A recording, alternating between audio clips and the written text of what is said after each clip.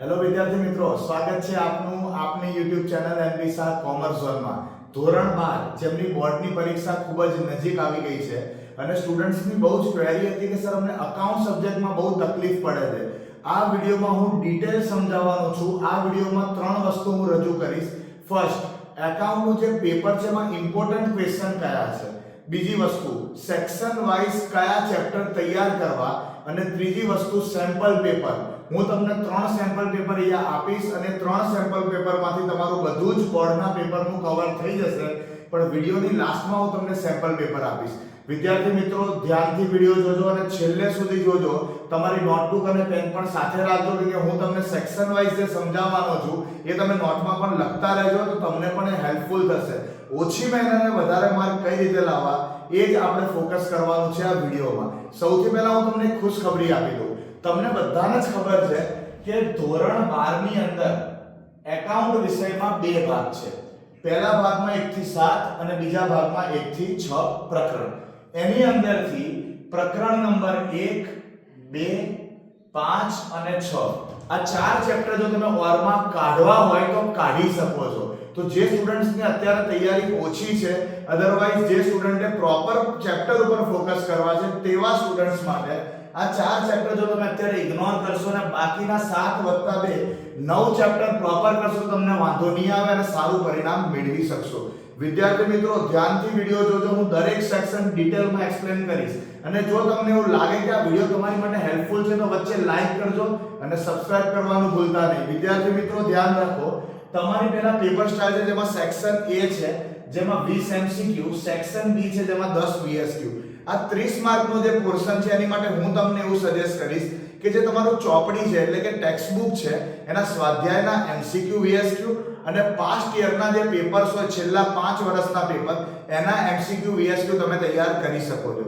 હવે તમને ક્વેશ્ચન થશે કે છેલ્લા 5 વર્ષના પેપર અમારી પાસે અવેલેબલ નથી. આપણી ઇન્સ્ટાગ્રામની ચેનલ ઉપર તમે હાઈ કરીને મેસેજ કરજો. લાસ્ટ 5 યર્સના પેપર અને હું લેક્ચરના એન્ડમાં 3 મોડલ પેપર વિશે બી ચર્ચા કરીશ. એ પણ હું તમને ઇન્સ્ટાગ્રામ પર શેર કરી દઈશ. તો વિદ્યાર્થી મિત્રો, સેક્શન A અને B માટે એટલું ધ્યાન રાખજો કે તમારે MCQ VSQ પાસ્ટ યરના પેપર્સના અને તમારી જે ચોપડી છે એના એક્સરસાઇઝ એટલે કે સ્વાધ્યાયના કરવાના રહેશે. આપણું મેઇન કામ છે સેક્શન C, D, E અને F. હું તમને દરેક સેક્શન ડિટેલમાં સમજાવીશ અને દરેક સેક્શન માટે કેટલા ચેપ્ટર કરવાના છે અને કયા ક્વેશ્ચન કરવાના છે. ચોપડીમાં તો બહુ બધા ક્વેશ્ચન આપ્યા છે. હવે આમાંથી કયા કયા ક્વેશ્ચન તમારે કરવાના છે હું તમને સમજાવીશ. સૌથી પહેલા સેક્શન C ની શરૂઆત કરીએ. જે તમારો સેક્શન C છે, હવે સેક્શન C ની અંદર તમે ધ્યાન રાખો, અહીંયા મેં લખ્યું છે ટોટલ કેટલા છે 3 ગુણના પ્રશ્નો છે અને કેટલા પ્રશ્નો છે 4. હવે સેક્શન C છે એમાં ભાગ 1 માંથી સૌથી પહેલા ચેપ્ટર નંબર 1, ચેપ્ટર નંબર 1 નો એક ક્વેશ્ચન પૂછાઈ છે, ચેપ્ટર નંબર 4 એનો એક ક્વેશ્ચન પૂછાઈ છે અને ચેપ્ટર નંબર 7 ના 2 ક્વેશ્ચન પૂછાઈ છે. તો તમારે ટોટલ સેક્શન C માં 4 કમ્પલસરી ક્વેશ્ચન હોય છે. આ 3 ચેપ્ટરમાંથી તમે 4 ક્વેશ્ચન કરી શકો છો. હવે ક્વેશ્ચન એ થાય કે સર આ 4 ચેપ્ટર તો અમને આઈડિયા આવી ગયા, પણ આ 4 ચેપ્ટરમાં કેટલા ક્વેશ્ચન કરીએ? તો વિદ્યાર્થી મિત્રો, ચેપ્ટર 1 માં ઉદાહરણ 1 થી લઈને 11, આ ઉદાહરણ 1 થી લઈને 11 માં બધા જ પ્રકારના પ્રશ્નો કવર થઈ જાય છે. એટલે માત્ર 11 પ્રશ્નો કરશો એટલે તમારું ચેપ્ટર 1 ક્લિયર થઈ જશે. આ શોર્ટ સમ્સ છે. ચેપ્ટર નંબર 4 માં ઉદાહરણ 2, 3, 5 અને 6. ચેપ્ટર 4 છે ત્યાગ અને લાભ. તો તમને દર વખતે બોર્ડની પરીક્ષામાં ત્યાગ અને લાભની ગણતરીવાળા દાખલા પૂછે છે. તો 2 દાખલા તમે ત્યાગના કરો અને 2 દાખલા લાભના કરો એટલે તમારો કન્સેપ્ટ ક્લિયર થઈ જશે. આ ચેપ્ટરના પાછળના પુનઃ મૂલ્યાંકનવાળા દાખલા ઇગ્નોર કરવાના છે, એ બોર્ડની પરીક્ષામાં પૂછાતા નથી. તો ચેપ્ટર 4 માટે તમારે આ 4 દાખલા કરવાના છે અને ચેપ્ટર 7 માં ઉદાહરણ 1 છે. ઉદાહરણ 1 આપણે ટોટલી પ્રોપર કરવાનું છે. હવે દેખો, ચેપ્ટર 7 માંથી 2 પ્રકારના પ્રશ્નો પૂછે છે. એક પ્રશ્ન પ્રેક્ટિકલ હોય છે અને બીજો પ્રશ્ન થિયરી હોય છે.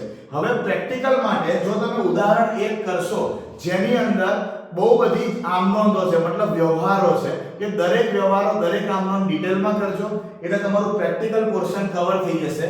હવે અહીંયા થિયરી પોર્શન ઉપર કે આ ચેપ્ટરમાંથી થિયરી, હવે તમે જાણો છો કે આમાં 2 પ્રશ્ન પૂછાય છે, તો એક પ્રેક્ટિકલ પૂછાશે અને બીજું થિયરી પૂછાશે.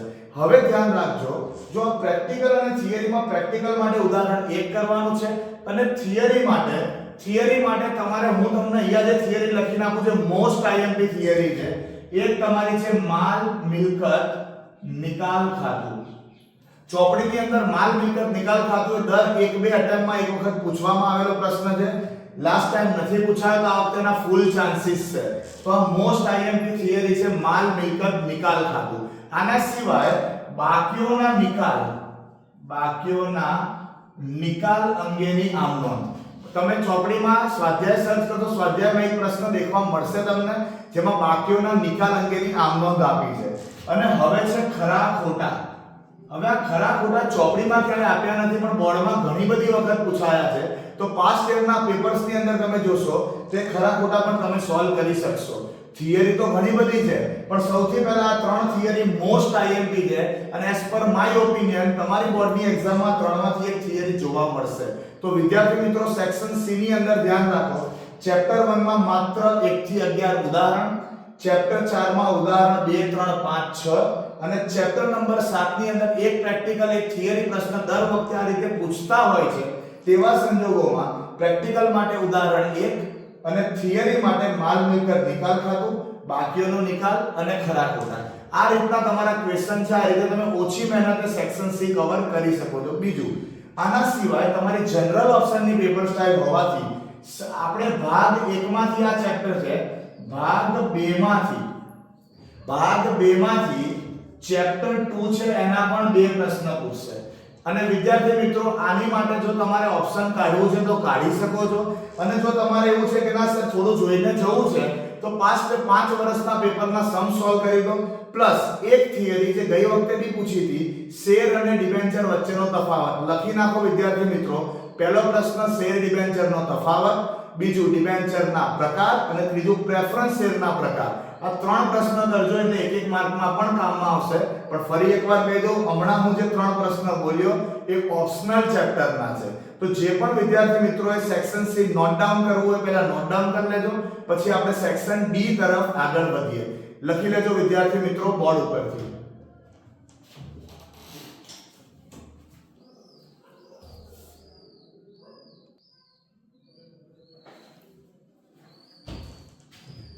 ચાલો વિદ્યાર્થી મિત્રો હવે આપણે સેક્શન ડી ની રજૂઆત કરીએ. ધ્યાન રાખજો સેક્શન ડી જે છે એ 4 ગુણનો પ્રશ્ન હોય છે. સેક્શન ડી જેની અંદર સૌથી પહેલા હું તમને કહું પાઘડી, ભાગ 1 એનું ચેપ્ટર નંબર 3 જે બધાને આવડે જ છે. હવે આ પાઘડીના ચેપ્ટરમાંથી એ લોકો 2 પ્રેક્ટિકલ પ્રશ્ન પૂછશે. પ્રેક્ટિકલ પ્રશ્ન 1 અને પ્રેક્ટિકલ પ્રશ્ન 2. તમે સૌ જાણો છો કે પાઘડીના જે ગણતરી છે એની 4 પદ્ધતિ છે. એ ચોપડીમાં તમને ડિટેલ આપેલી જ છે. હવે અહીંયા આઈએમપી પ્રશ્નો તમને કહી દઉં છું. એટલા જ પ્રશ્નો તમે આ ચેપ્ટર માટે કરશો એટલે 4 પદ્ધતિના અલગ અલગ પ્રકારના દાખલા તમારા સોલ્વ થઈ જશે. સ્વાધ્યાયની અંદર બોર્ડ ઉપર જોઈ શકો છો કે સ્વાધ્યાયની અંદર પ્રશ્ન 5 થી લઈને 12 સુધીના જેટલા પણ દાખલા છે એ તમે કરશો એટલે તમારા 2 પ્રશ્ન ક્લિયર થઈ જશે. પાઘડી પછી બીજું ચેપ્ટર છે. હવે ભાગ 2 ની વાત કરું. ભાગ 2 માંથી એ ચેપ્ટર છે ચેપ્ટર નંબર 4. હવે એની અંદર 2 પદ્ધતિ છે, તુલનાત્મક છે અને સમાન માપના પત્રક છે. પાસ્ટ કેટલા યરથી સમાન માપના પત્રકો એ લોકો પૂછતા નથી એટલે તુલનાત્મક જે છે એ મોસ્ટ આઈએમપી છે. હવે એના પણ હું આઈએમપી ક્વેશ્ચન કહું એટલા જ ક્વેશ્ચન કરજો, એમાંથી જ પેપરમાંથી તમારું જે બોર્ડનું પેપર આવશે એમાંથી જ ક્વેશ્ચન જોવા મળશે. તો વિદ્યાર્થી મિત્રો જે તમારું ભાગ 2 નું ચેપ્ટર 4 છે એ ચેપ્ટર 4 માંથી 2 4 5 6 અને 11 અને આ બધા હું ઉદાહરણના પ્રશ્નો કહું છું. યાદ રાખજો વિદ્યાર્થી મિત્રો ઉદાહરણના 1 2 3 4 અને 5 આ 5 પ્રશ્નો ખાસ કરજો એટલે તમને આમાંથી તમને પેપર જોવા મળશે. નેક્સ્ટ વાત કરીએ તો હવે સમજો કે સેક્શન ડી માં તમારે કુલ પ્રશ્ન કેટલા લખવાના છે? 3 પ્રશ્ન લખવાના છે. તો એમાંથી 1 2 અને 3 તો કવર થઈ ગયા. તો આ 2 ચેપ્ટરના માત્ર આટલા જ પ્રશ્ન કરશો એટલે સેક્શન ડી પૂરો.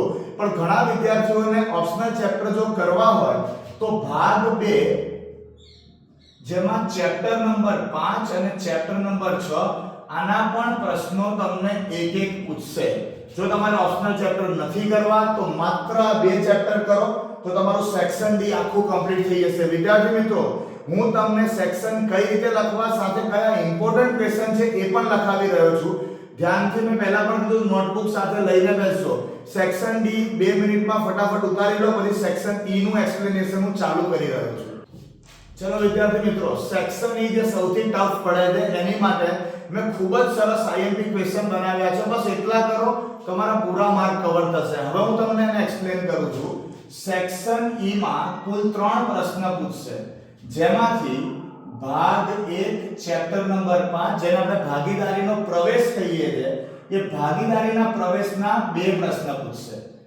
ભાગ 1 માંથી ચેપ્ટર 6 જેને કહીએ છીએ ભાગીદારોની નિવૃત્તિ, તો નિવૃત્તિનો પણ એક ક્વેશ્ચન પૂછશે. હવે ચેક કરો, સેક્શન ઈ માં તમારે કેટલા પ્રશ્નો લખવાના છે? ટોટલ 3 પ્રશ્નો. તો એ 3 પ્રશ્નો અહીંયાથી જ કવર થઈ જાય છે. હવે ક્વેશ્ચન એ થાય કે સર ઓપ્શનલ ચેપ્ટર કયું? તો ઓપ્શનલ ચેપ્ટર છે ભાગ 2, જેમાં ચેપ્ટર નંબર 1 શેર મૂડી. હવે શેર મૂડીને તમે ઓપ્શનમાં કાઢવું હોય તો કાઢી શકો છો. એના 2 પ્રશ્ન પૂછે છે, અને શેર મૂડી કરવું હોય તો પ્રવેશ અથવા નિવૃત્તિ એ બેમાંથી એકને ઓરમાં કાઢી શકો છો. હવે વિદ્યાર્થી મિત્રો દેખો, અહીંયા મેં લખેલું જ છે કે ચેપ્ટર 5 એટલે કે આની અંદર 2 પ્રશ્ન પૂછાય છે. તમે એક વસ્તુ નોટ કરી રાખો, આ વિડિયોની અંદર લખી રાખજો ખાસ કે 2 પ્રશ્નમાંથી એક પ્રશ્ન 22 23 24 25 માંથી એક આવશે, અને 27 28 29 અને 30 માંથી એક. આ રીતના જ પ્રશ્નો પૂછશે. બેઠા પ્રશ્નની વાત નથી કરતો, પણ આ જે છે એના જે હવાલા છે, એની જે અસર છે, એવા જ પ્રશ્ન તમને બોર્ડની પરીક્ષામાં પૂછશે. ધ્યાન રાખજો, બેઠા પણ પૂછી શકે છે. રિવિઝન માટે આ એક્સ્ટ્રા ક્વેશ્ચન પણ વિદ્યાર્થીઓએ કરવા. તો આટલા ક્વેશ્ચન કરવાથી 11 ક્વેશ્ચન કરવાથી 16 માર્કનું કવર થશે. અને ચેપ્ટર 6 ના જે ઇમ્પોર્ટન્ટ ક્વેશ્ચન છે એ પણ મેં 7 ઇમ્પોર્ટન્ટ ક્વેશ્ચન તમને લખેલા છે બોર્ડ ઉપર. વિદ્યાર્થીઓ આટલા પ્રશ્ન કરજો, આખા ચેપ્ટરનું બધું જ કવર થઈ જશે. તો સમજી લો 8 માર્કમાં જેને તકલીફ પડે છે એ આ 7 અને 3 20 20 ને 8 28, આની અંદરથી તમારું 24 માર્કનો આખો સેક્શન કમ્પ્લીટ થઈ જવાનો છે. ધ્યાનથી આ સેક્શન લખી દેજો. ચાલો હવે છેલ્લો સેક્શન છે સેક્શન F, એની ચર્ચા કરીએ. વિદ્યાર્થી મિત્રો, સેક્શન F જેની અંદર તમને કોઈ પણ પ્રકારના ઓપ્શન મળવાના નથી, પરંતુ નિશ્ચિંત રહો. હું જે તમને IMP આપું છું એટલા પ્રશ્ન કરી દો તો તમને કોઈ જ પ્રકારનો વાંધો નહીં આવે. સેક્શન F માં 11 ગુણના 2 પ્રશ્નો તમને પૂછશે. એક ભાગીદારીનો વાર્ષિક હિસાબ એટલે કે ભાગ 1 ચેપ્ટર 2 એટલે ભાગ 1 નું પ્રકરણ 2 છે તેનો એક પ્રશ્ન પૂછશે, અને ભાગ 2 એનું પ્રકરણ 3 કંપનીના વાર્ષિક હિસાબો. આ 2 પ્રશ્ન 11 ગુણના છે, એટલે 2 પ્રશ્ન 22 ગુણના આવશે. ક્વેશ્ચન થાય કે સર આમાં કયા ક્વેશ્ચન કરીશું તો અમને વાંધો નહીં આવે. તો ધ્યાન રાખો, અહીંયા મેં તમારી માટે IMP ક્વેશ્ચન લખેલા જ છે કે ભાગ આપણે જે ચેપ્ટર 2 છે ભાગ 1 નું એટલે કે પ્રથમ પ્રશ્ન, જેમાં ઉદાહરણના 5 6 7 8 અને 10 અને સ્વાધ્યાયના 13 14 અને 15 આટલા પ્રશ્નો કરશો એટલે બધું જ ઓવરઓલ કવર થઈ જશે. અને જો એવું પણ બની શકે કે આમાંથી બેઠો ક્વેશ્ચન પણ બોર્ડની એક્ઝામમાં આવી જાય, તો આ છે તમારા ભાગ 1 ચેપ્ટર 2 એટલે કે ભાગીદારીના વાર્ષિક હિસાબની IMP. હવે કંપનીના વાર્ષિક હિસાબમાં માત્ર 3 જ પ્રશ્નો છે. ચોપડીમાં પણ 3 પ્રશ્નો આપ્યા છે. તો વિદ્યાર્થી મિત્રો, આ 3 પ્રશ્ન કરશો તો હોપફુલી આની અંદરથી જ એક ક્વેશ્ચન તમને બોર્ડની એક્ઝામમાં દેખાશે. ચેપ્ટર 3 માં ઉદાહરણ 14 અને સ્વાધ્યાયના છેલ્લા 2 પ્રશ્ન એટલે કે પ્રશ્ન 9 અને પ્રશ્ન 10, આ 3 પ્રશ્ન ચોપડીમાં આપેલા છે ફૂલ ફ્લેજ.